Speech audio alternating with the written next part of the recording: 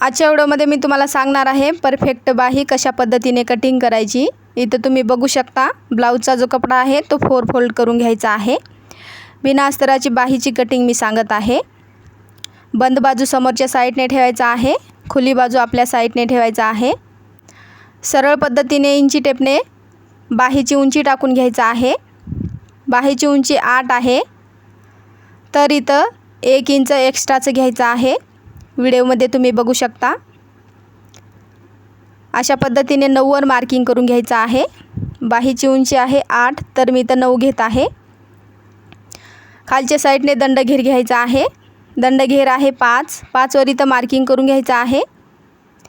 इथं तुम्ही लक्षपूर्वक पहा, खालच्या साईडने बाहीला आकार देण्यासाठी 2.5 वर मार्किंग करायचं आहे, फक्त 2.5 वर बाहीला आकार देऊन घ्यायचा आहे सरळ पद्धतीने।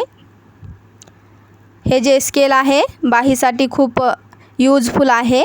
हे स्केल तुम्ही वापरू शकता, आकार देण्यासाठी खूप परफेक्ट आकार येतो बाहीचा।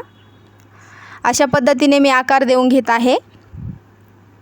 त्याच्यानंतर तुम्ही बघू शकता आकार कशा पद्धतीने आलेला आहे।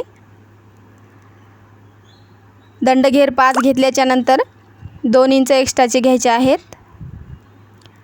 बाहीचा फिटिंगचा माप टाकून घ्यायचा आहे मोंड्यामधला 7.5। त्याच्यानंतर शिलाई मार्जिनसाठी 2 इंच घ्यायचे आहेत एक्स्ट्राचे। व्यवस्थितपणे मार्किंग करून घ्यायचं आहे पट्टीने, सरळ पट्टीने रेष ओढून घ्यायचा आहे। खूप सोपी पद्धत आहे।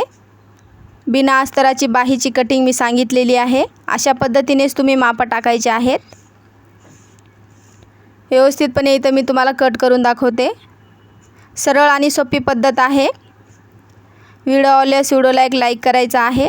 माझे व्हिडिओ आवडत असतील तर चॅनलला एक सबस्क्राईब करायला विसरू नका। अशा पद्धतीने बाही जी आहे कटिंग करायचं आहे। ज्यावेळेस आपण बिना अस्तराची साधा ब्लाऊज आपण ज्यावेळेस स्टिचिंग करतो त्यावेळेस आपल्याला खालच्या साईडने फोल्ड करण्यासाठी एक्स्ट्राचा कपडा आपण अटॅच करू शकतो। जर आपल्याला कमी पडत असेल तर आपल्याला दुसरा जो कपडा आहे तो समोरच्या साईडने आपल्याला तुरपाईसाठी फोल्ड करून अटॅच करायचा असतो। अशा पद्धतीने मी परफेक्ट बाहीची कटिंग सांगितलेली आहे। व्हिडिओ आवडल्यास व्हिडिओला एक लाईक करायला विसरू नका। अशा पद्धतीने तुम्ही नक्की ट्राय करू शकता। खूप सरळ आणि खूप सोपी पद्धत आहे। ज्यावेळेस आपण बाहीची कटिंग करतो त्यावेळेस बाहीचा आकार एकदम परफेक्ट येणं खूप महत्त्वाचं आहे।